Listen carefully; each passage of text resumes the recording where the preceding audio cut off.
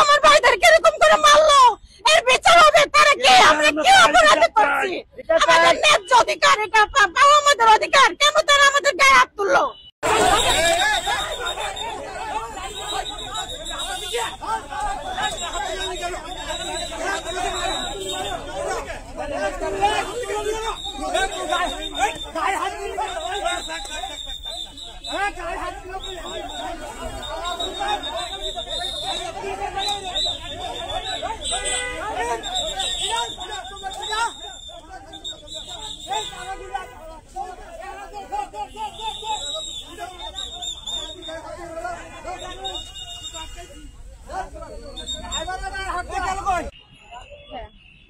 আমরা সাইড দিয়ে সবাই আমরা গাড়ি ঢুকতে দিছি।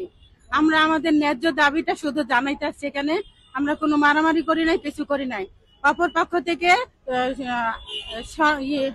ওই যে আনসার এবং ড্রাইভার আইসে আমার ভাইদের উপর ঝাঁপায় পড়ে, তাদের কলার ধরে এবং এরকম বড় বড় লাঠি নিয়ে আসে তাদেরকে মারতে। আমি তো মেয়ে মানুষ, আমি তাও সাহস করে সামনে তাদেরকে আগলে ধরার জন্য দাঁড়াই যে আমার ভাইদের গায়ে মারবেন না, এটা আমাদের অন্যায্য কিছু না। সে তারপরে লাঠি নিয়ে আমাকেও মারতে আসে এবং আমাকে ফেলে দিয়ে লাঠি দিয়ে পিঠে ফেলে দিয়ে এই যে আমার ব্যাগ ট্যাগ সব ছিঁড়ে ফেলছে। এই যে টানাটানি করতে যায় আমাকে। আমি মেয়ে মানুষ, আমি বলছি যে আপনারা আমার ভাইদেরকে মারেন না, অযৌক্তিক দাবি না।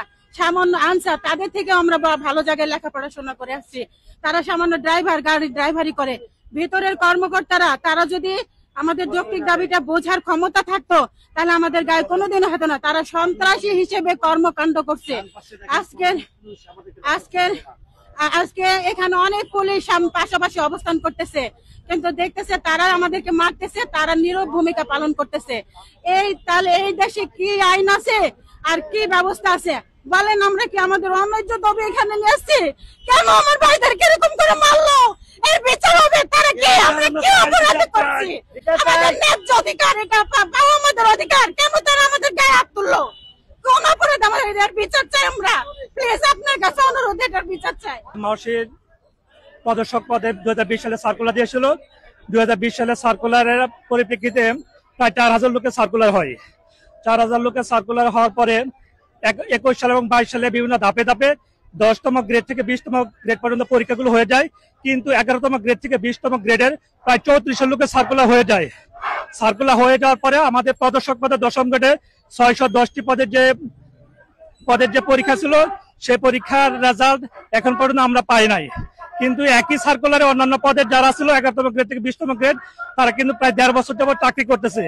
আমরা মাওসি শিক্ষা অধিদপ্তর এবং মন্ত্রণালয়ের কাছে বারবার জোর দাবি জানাচ্ছি যে আমাদের যে 7000 লোক আমরা ভাইবা দিয়েছি, 610টা পদের বিপরীতে আমাদের রেজাল্টের জন্য দ্রুত প্রকাশ করা হয়।